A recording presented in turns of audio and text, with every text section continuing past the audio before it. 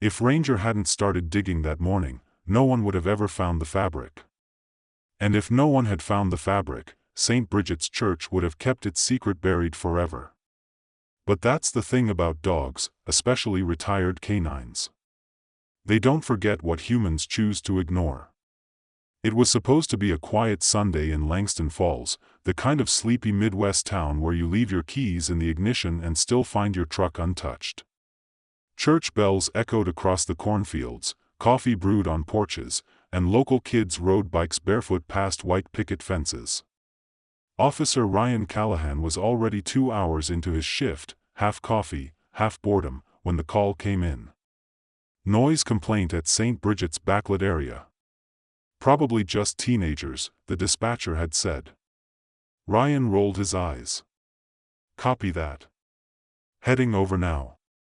In the passenger seat, Ranger, his gray-muzzled German Shepherd partner, let out a low, anticipatory whine.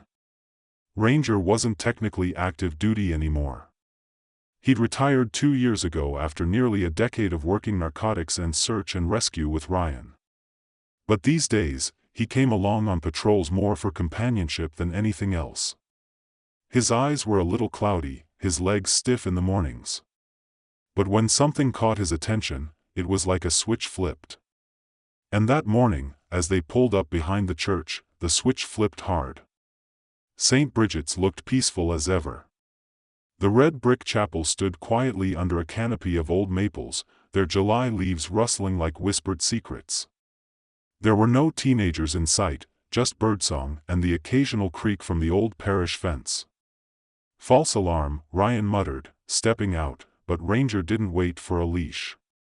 He bolted straight from the SUV, nose low to the ground, toward a patch of overgrown earth behind the chapel's rear entrance. Ranger! Ryan shouted. Get back here. The dog didn't listen. Instead, he started digging. At first, Ryan was annoyed, then puzzled, then deeply, instinctively unsettled. Because Ranger wasn't just scratching at the soil. He was full-on clawing, like his life depended on it.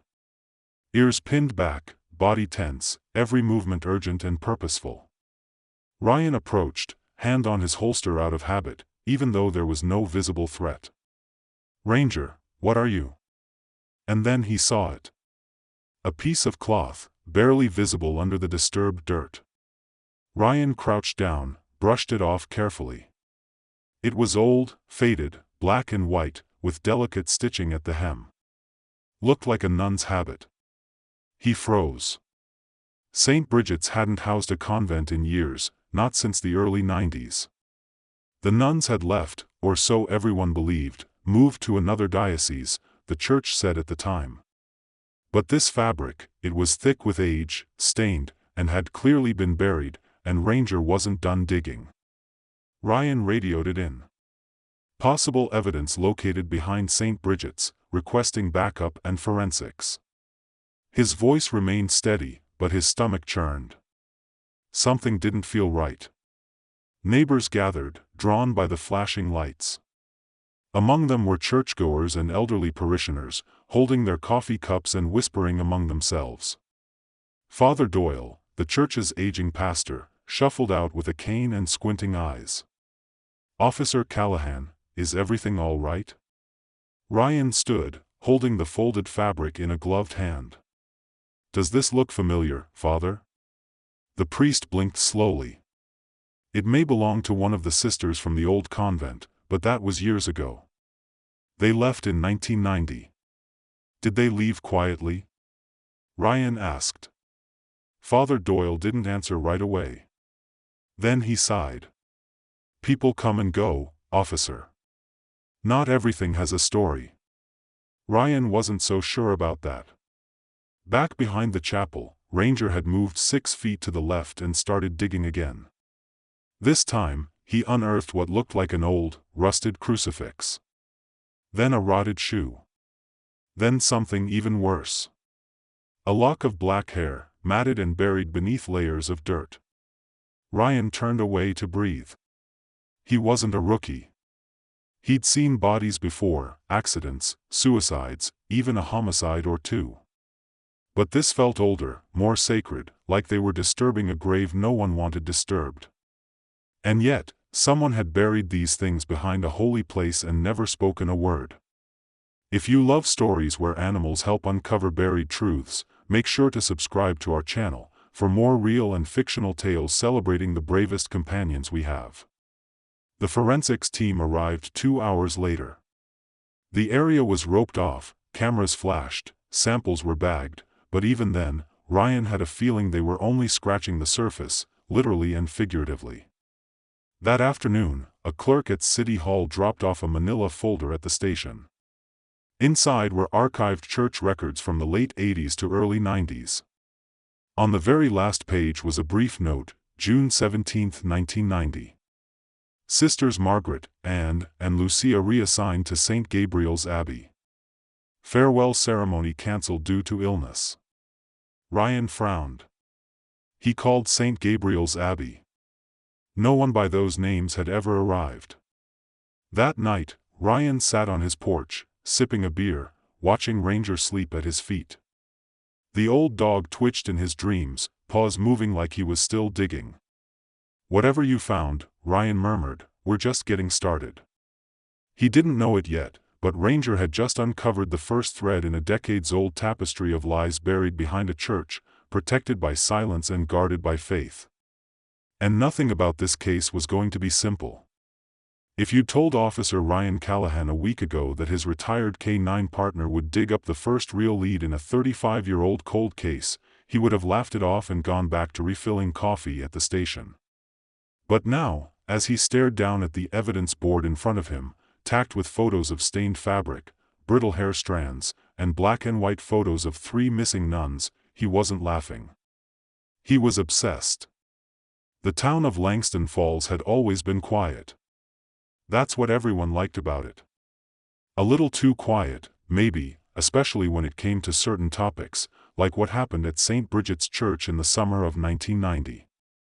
3 nuns, Sister Margaret, Sister Lucia, and Sister Anne, had vanished overnight. No goodbye, no forwarding address, no explanation. At the time, the church released a short statement. They had been reassigned for urgent personal matters and 39 would not be returning. And just like that, they were gone. No real police inquiry, no missing person flyers, no pressure from the community. They were nuns, after all, servants of God. Who questions holy people disappearing? Apparently, no one, until now. Ryan sat in the small, windowless office at the Langston Falls PD, flipping through the faded documents again. He'd requested every record he could get his hands on from both the town archives and the diocese. Most of them were vague. Some were redacted. A few were missing altogether. But 2 things stood out. First, the last known address for the 3 nuns was Street Bridget's. There was no evidence they ever arrived at the abbey where they were allegedly transferred. Second, a parishioner had filed a complaint on the very night they disappeared, June 17, 1990. The complaint stated screaming and chanting had been heard from behind the chapel after dark. That complaint was marked resolved. No action taken. Ryan rubbed his temples. Someone dropped the ball big time. Or maybe someone never wanted it picked up. He visited the local library and pulled microfilm from the Langston Gazette archives. In the editions following the date of disappearance, there were no articles about the nuns. None. But there was one curious piece from July 3, 1990. It was buried on page 9, next to a gardening column. Church to seal garden area for renovation. The article claimed the backlit area, exactly where Ranger had started digging, was to be sealed off to allow nature to regrow in a prayerful space. Ryan snorted under his breath. Sealed off? You buried something. You didn't plant flowers. Later that day, Ranger led him back to the chapel. Despite his age, the dog was full of nervous energy, tail twitching, paws shuffling on the church grounds. Callahan had returned with a warrant to begin formal excavation of the rear garden. Father Doyle objected loudly, but the court order was ironclad. And the moment the first layer of soil was removed, every officer on site knew they were looking at something serious. Human remains, two skeletons curled side by side in shallow graves. Forensics took over immediately. Bones were bagged, photos taken. Crossed necklaces and rosary beads were recovered near the remains. And a third grave, empty, had clearly been disturbed, then filled again years ago. A mistake or an intentional message? Ryan couldn't decide. That night, he called Clara Hensley, a retired town librarian in her late 70s. She'd lived in Langston Falls her whole life. When Ryan told her about the discovery, she went quiet for a long moment. Then she said, "You need to talk to Ruby." Ruby. Ruby Alvarez. She was a housekeeper at St. Bridget's. Lived in the convent quarters. She's in a care home now, Sunset Oaks. Doesn't talk much, but if anyone knows what happened that night, it's her. Ryan was there the next morning. Sunset Oaks was quiet and smelled of lemon cleaner and loneliness. Ryan found Ruby in the common room, sitting by the window, knitting with trembling hands. He introduced himself gently and asked about her time at St. Bridget's. Her eyes stayed distant until he mentioned the nuns' names. Sister Margaret, Sister Lucia, Sister Anne. Her hands stopped moving, then, in a soft, raspy voice, "They were good women, brave. Too brave." Ryan leaned forward. "What happened to them?" Ruby's eyes misted. "They saw something. Or maybe heard something they weren't meant to." She paused. "There was a girl brought in late one night, not from town. She screamed like the devil had crawled into her throat." "A possession?" Ryan asked. Ruby nodded, barely. "That's what they said. But Sister Margaret didn't believe it. She wanted to call outside help. Father Doyle said no. Said it had to be handled in-house." And then Ruby swallowed hard. "And then the sisters were gone. We were told they'd transferred, but no one said goodbye. And their room, their things, were still there." She looked out the window. "I asked Father Doyle once. He told me if I ever brought it up again, I'd be excommunicated." Ryan felt cold spread through his chest. Was there ever a funeral? No. Did anyone report them missing? No one dared. That night, he couldn't sleep. He opened his laptop and started drafting a case file. The disappearance of the St. Bridget's 3. He created a timeline, connected the dots. He pinned the noise complaint, the fake transfer, the article about sealing the garden, the witness testimony. Everything pointed to one thing. Someone had orchestrated a cover-up. The next morning, Ranger barked to go outside. Ryan followed him into the yard, expecting a bathroom break. Instead, Ranger headed toward the old fence bordering the orchard, tail stiff, nose twitching. Ryan followed with a flashlight, even though the sun was already up. And there, behind the last row of trees, he found something sticking out from the soil. A crucifix, smaller than the others, child-sized. He knelt down, heart pounding. Beside it was a half-buried tin box, rusted from rain and time.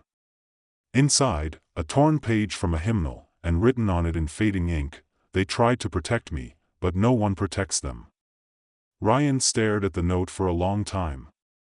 He had more questions now than answers, but one thing was certain. Whatever happened behind St. Bridget's wasn't holy.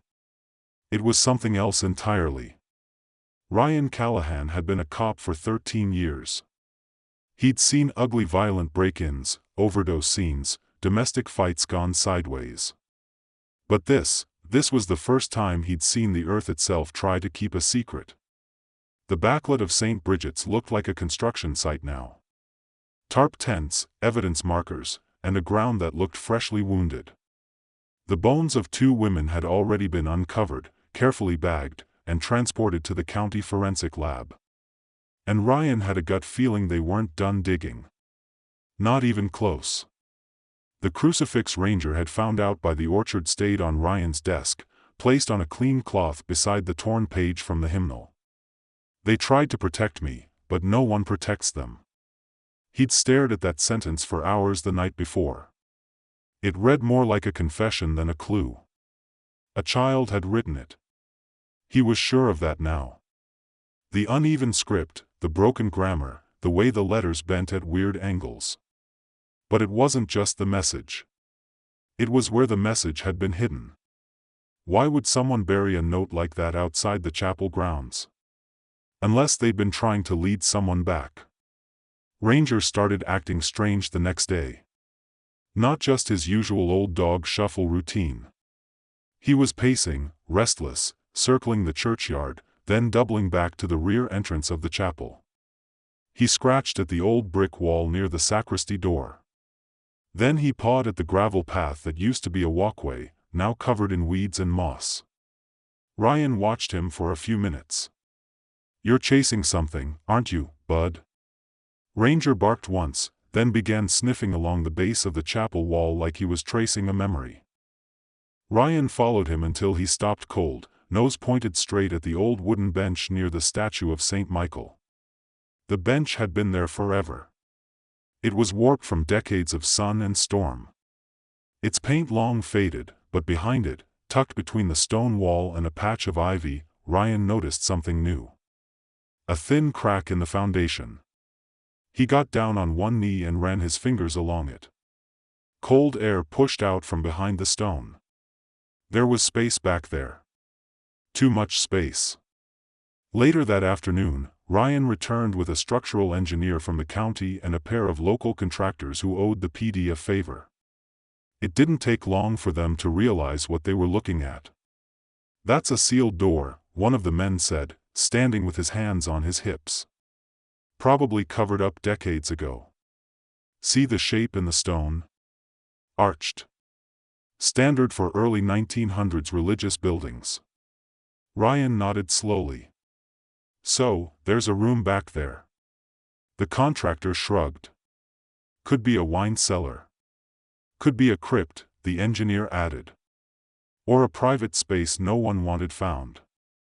They worked through the evening. By nightfall, the door had been carefully broken open, and the smell hit them before they even stepped inside. It was cool, musty, and thick with the scent of time. Not rot, at least not fresh, but old wood, old stone, and something metallic that clung to the back of your throat.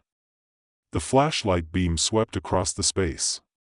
It was a chamber, maybe 20 by 30 feet, with stone walls and a dirt floor.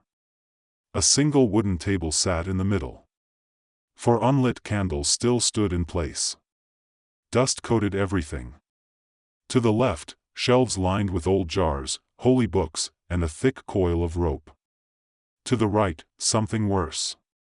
A metal frame, shaped like a narrow cot, rusted through in spots.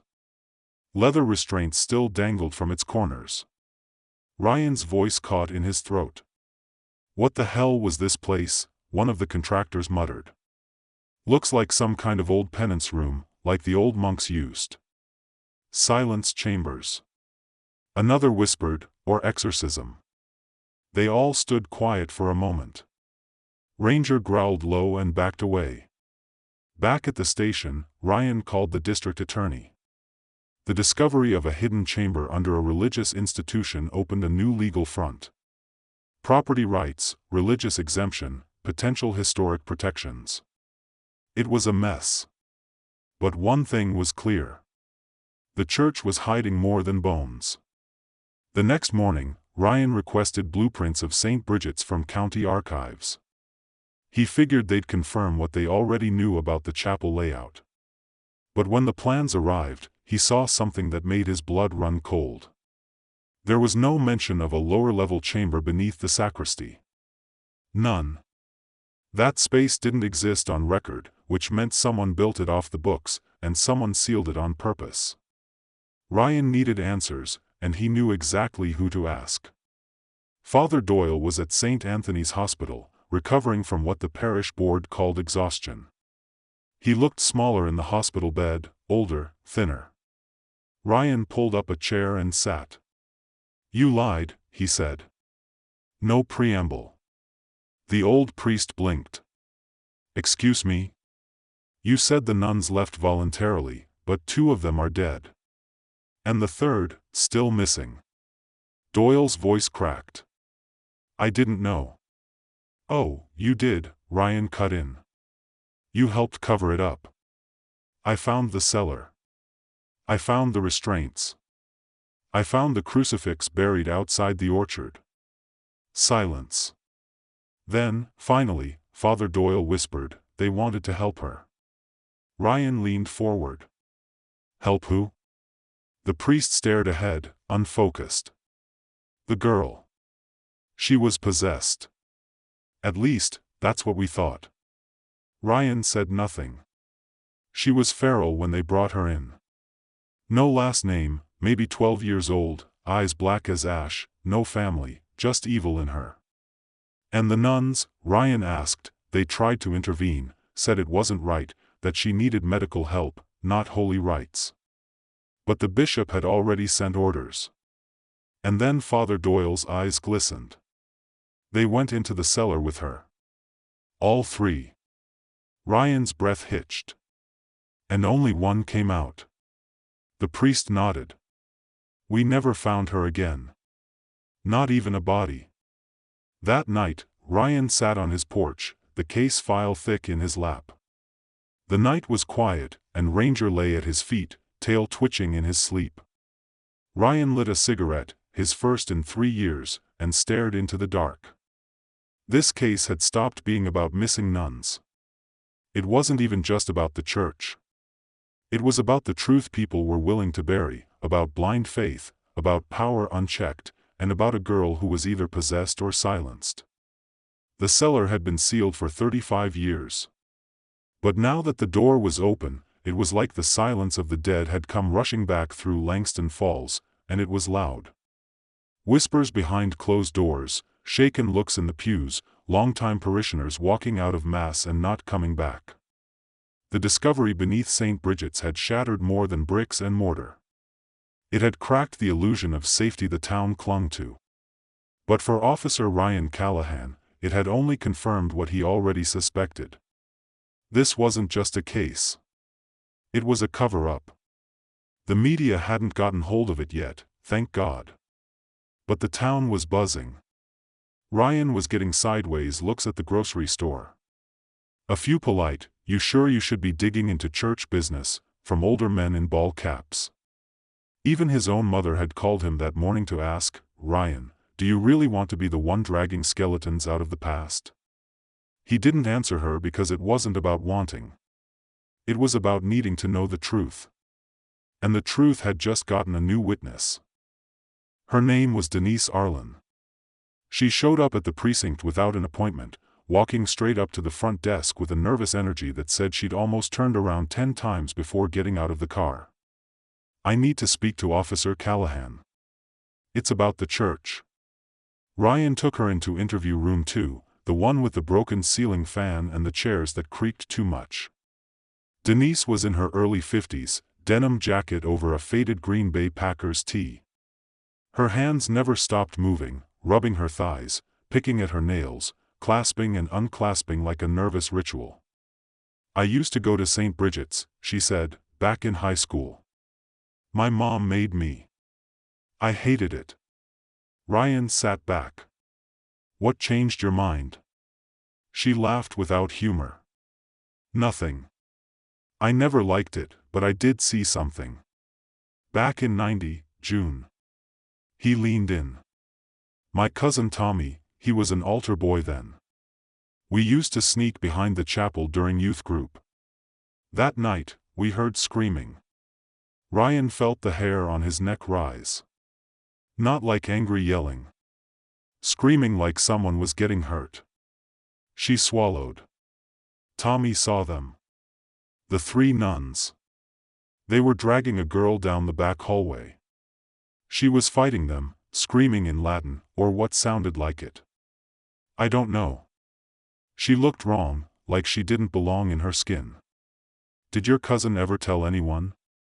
Denise shook her head. He told me. That's it. He was too scared. Said the girl's eyes were hollow. Said she laughed at him. Laughed while she was bleeding. Ryan paused. What happened to Tommy? She looked down. He killed himself in 2003. After Denise left, Ryan stared at the wall for a long time. He thought of Ruby, the housekeeper, of Father Doyle's confession, of the hymnal page buried near the orchard. The picture was coming together, and it was a hell of a lot darker than anything he'd expected. A girl, possibly abused, certainly misunderstood. 3 women trying to protect her, and a church that saw none of them as worth saving. The forensics report came in late that afternoon. The 2 bodies recovered from the garden were indeed female. Advanced decay, but DNA analysis matched dental records. Sister Margaret and Sister Lucia both had skull fractures, blunt force trauma. The coroner was blunt. This wasn't natural death, and it wasn't suicide. They were killed. Ryan felt a strange mix of vindication and nausea. He'd known, deep down, but hearing it made it real. Someone had murdered them, and whoever had sealed that cellar had done so knowing they were leaving behind a crime scene. That night, he couldn't sleep. He sat on the porch again, Ranger curled up next to his boots. The cicadas buzzed in the humid July air, and somewhere down the block, someone was playing an old country song on a radio. It should have been peaceful, but the memory of that cellar kept clawing at him. The way the room had felt wrong, heavy, like something had watched them even after the lights were turned on. He lit a cigarette and stared at the crucifix, still resting on his table. There was something missing. One more piece he hadn't uncovered yet, and Ranger, his best partner, his best friend, seemed to know it, too. The dog stood up suddenly and padded to the edge of the porch, staring out toward the street.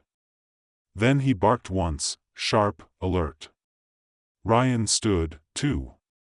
What is it, boy?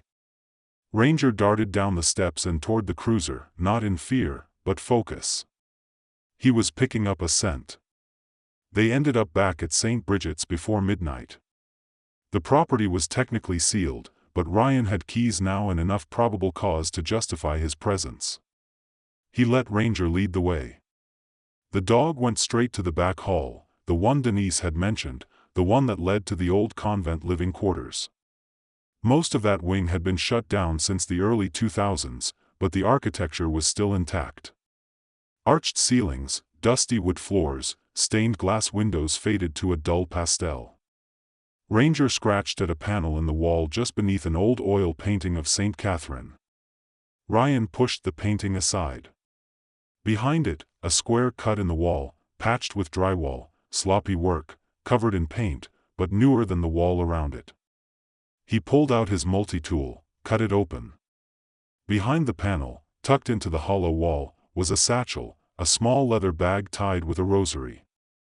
Ryan opened it carefully, gloved up. Inside, letters, stacks of them, all in the same handwriting, dated between May and June '90. Each one addressed to Mother Agnes. Each one signed Sister Anne. She'd never left. She'd hidden her testimony in the walls. Ryan began to read. The letters described everything. The arrival of the girl, unnamed, possibly orphaned. The rituals performed in secret. Midnight prayers, binding ceremonies, forced fasts. Sister Anne believed the girl was not possessed, but traumatized. She'd been abused, possibly by someone within the church. The nuns had tried to intervene. They had planned to report it. They had planned to leave. And then, as Anne wrote in her final letter, they came for us. I heard them. Father Doyle. 2 men I didn't recognize. Margaret screamed. Lucia ran. I'm hiding now. I don't know if they'll find me. If someone reads this one day, please tell the world we didn't leave. We tried to protect her. We were punished for it. Ryan stared at the words until the ink blurred. He wasn't a man of the cloth. But tonight, he said a prayer for Sister and, for the girl, and for whatever was still waiting to be found. The letters from Sister and had shaken Officer Ryan Callahan more than he wanted to admit. He'd read each page twice, some 3 times. The ink was faded in places, the edges torn, smudged with what looked like fingerprints and tears. But the words were terrifyingly clear. This hadn't been a case of possession. It had been a case of protection. And someone, maybe multiple someones, had made sure the protectors never spoke again. Monday morning, the DA's office signed off on a new investigation. A formal cold case review into the 1990 disappearance and now confirmed homicides of Sister Margaret and Sister Lucia. Sister Ann was still listed as missing, presumed dead. And the girl, the one without a name, she was a ghost. No record, no files, not a photo, not even a baptismal certificate in St. Bridget's archives. She had simply appeared in 1990 and vanished after the cellar was sealed. Ryan needed answers and fast, so he called the only person left who might still have a piece of the puzzle. Ruby Alvarez had been the housekeeper at the convent in the late 80s and early 90s. When Ryan returned to Sunset Oaks Senior Living, she was waiting in the garden room, sitting under a lemon tree mural, her cardigan neatly buttoned, hands folded on her lap. "You found the letters, didn't you?" she asked softly. Ryan blinked. "How'd you know?" She smiled, sad and knowing. "Because Sister Ann told me where she hid them.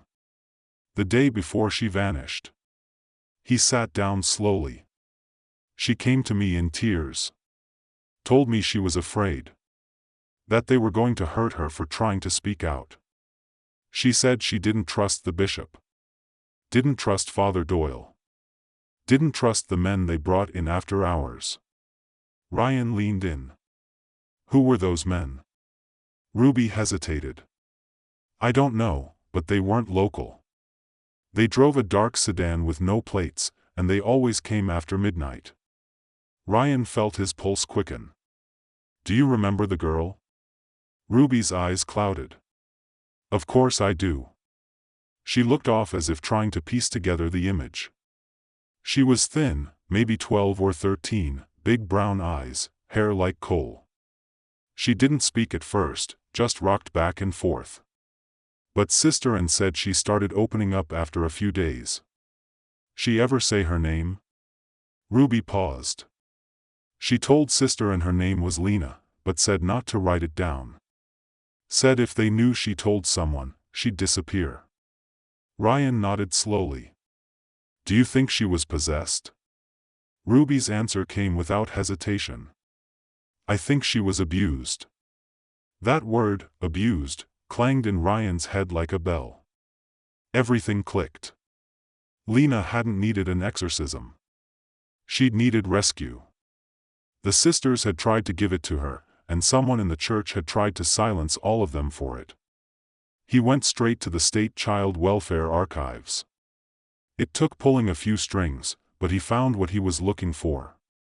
A series of internal records marked confidential, dated 1989, listing unidentified female minors taken in by church-run shelters throughout the state. One entry caught his eye. Female, EST 13, referred to as Lena.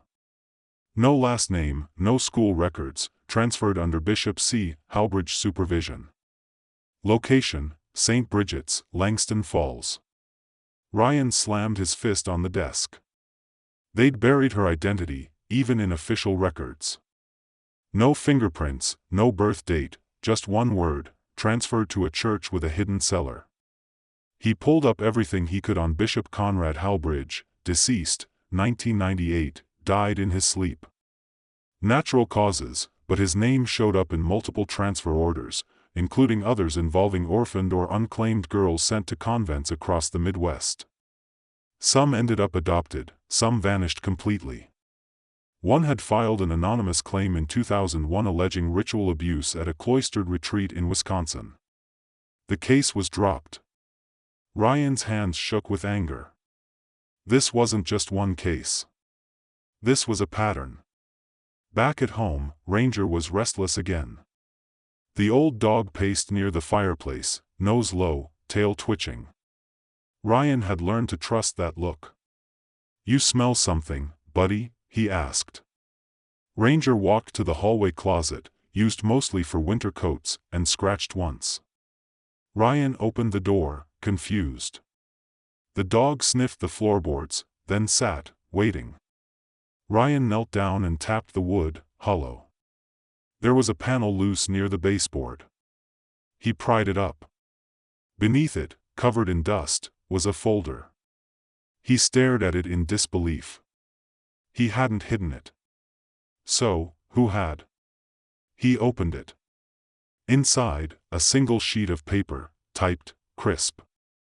"They said I was cursed. I was just scared. The sisters tried to help me. They died for it. I'm sorry. Lena." Ryan sat there for a long time.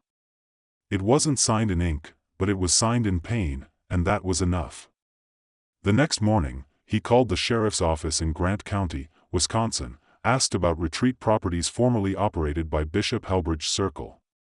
Only one matched the timeline, and it had since been converted into a private women's rehab center. But the administrator on the phone paused when Ryan asked about past residents. "We have confidentiality protocols," she said. "But what's this about?" "There's a girl, Lena, no last name, likely in her late 40s now. Brown eyes, dark hair. She might have been here sometime in the 2000s.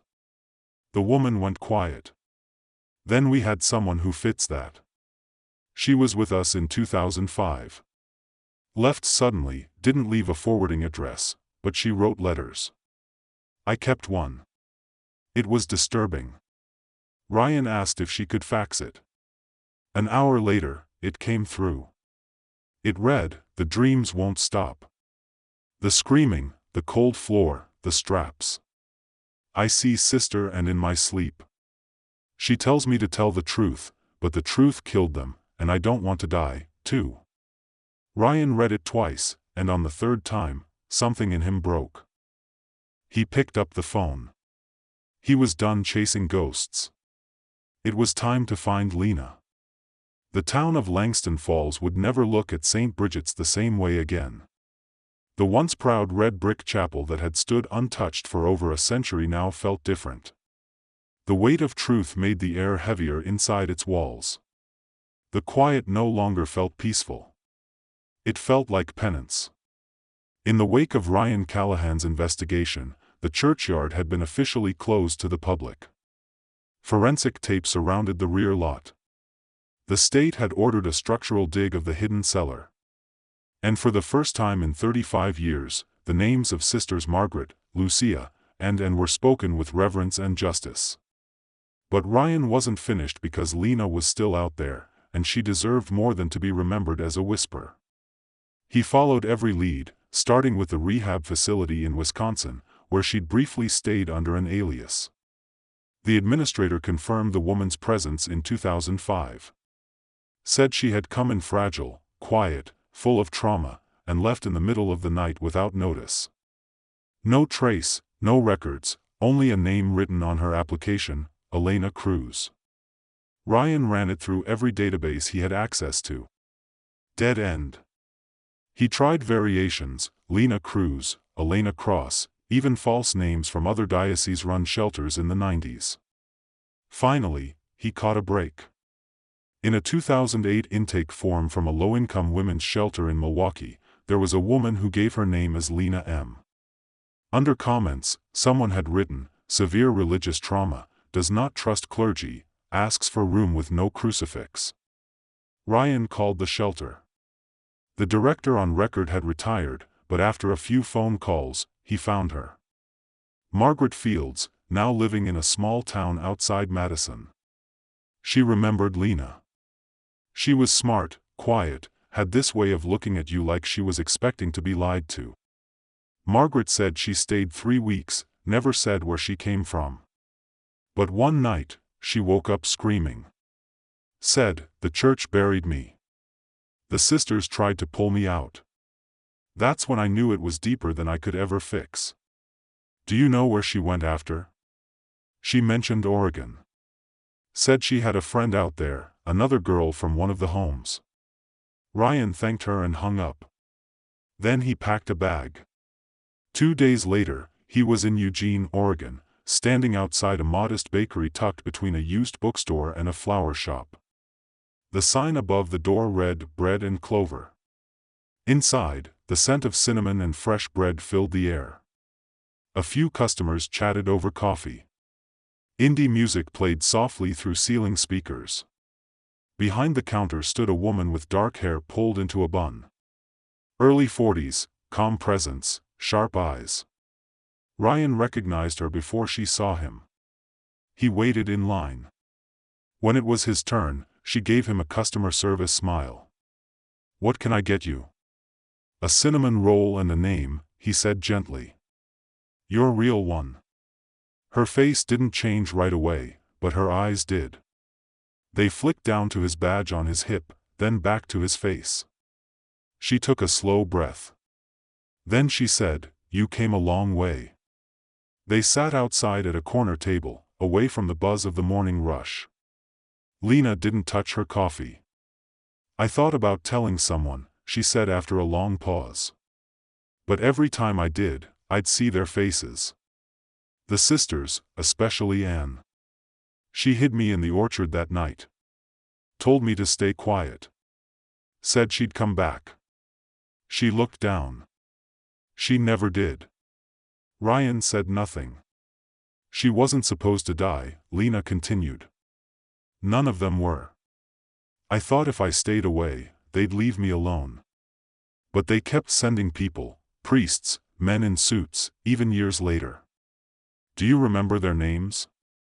Ryan asked. She shook her head. "Only voices. They called me cursed. Said I had the devil inside me. But the sisters, they saw past it. They knew I was just a scared kid." "You weren't cursed," Ryan said. "You were failed." Lena wiped a tear from her cheek. Did they find all of them?" she asked. "We found Margaret and Lucia. We believe and died hiding the letters she left. But you helped give them justice, Lena. You being here proves they were telling the truth." She nodded slowly. "I'm just tired of running." Ryan smiled gently. "Then maybe it's time to stop." In the following weeks, Lena agreed to give an anonymous deposition to state authorities. Her account, combined with Ryan's findings, opened an internal investigation into the Diocese of Midstate. Several cases were re-examined, files reopened, survivors contacted, and for the first time, a plaque was installed in the back garden of St. Bridget's in memory of Sisters Margaret, Lucia, and for their bravery, their compassion, and their silence broken. June 17, 1990. Never forgotten. Ranger, old as he was, stood proudly beside the crowd at the dedication ceremony. Someone even made him a little medal that read, "Justice Hound." Kids took photos with him.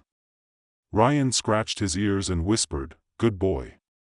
Because none of it, none of the discoveries, the reopened cases, the healing, would have happened without him. All because one stubborn German shepherd wouldn't stop digging. Later that night, Ryan sat on his porch again, just like all those restless nights before. Only now, it felt different. Peaceful, earned. Ranger lay beside him, nose twitching in sleep, probably chasing something in his dreams. Ryan held a copy of Sister Anne's last letter in his lap. He looked at the final line again, "If someone reads this one day, tell the world we didn't leave. We tried to protect her. We were punished for it." He whispered softly to the wind, "The world knows now, sister. And we heard you. Thank you for following this story all the way to the end. It's been a journey of mystery, faith, silence, and, for many, truth. What would you have done if you were in Ryan's shoes or Lena's? Do you believe some secrets are meant to stay buried, or should every truth eventually come to light? Let us know in the comments. And if you haven't yet, subscribe to the channel. where the heroes don't always wear capes. Sometimes they just wear a vest and have 4 paws.